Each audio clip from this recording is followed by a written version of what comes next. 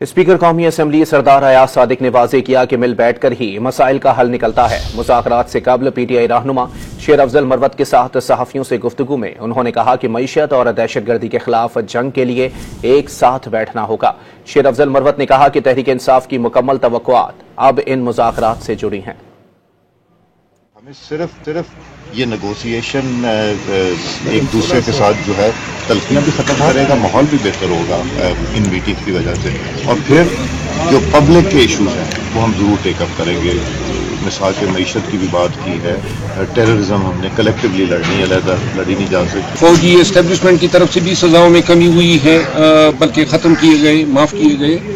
تو انہوں نے کہا جی کہ شکر ہے حالات جو ہیں وہ پازیٹیو رخ پہ جا رہے ہیں، اور پاکستان تحریک انصاف جو ہیں اس کی مکمل توقعات جو ہیں اب ان مذاکرات سے ہیں، اور ہم یہ چاہتے ہیں بحیثیت پاکستانی کے ملک میں یہ جو سیاسی عدم استحکام ہے، غیر یقینی صورتحال ہے، اس کا خاتمہ ہو۔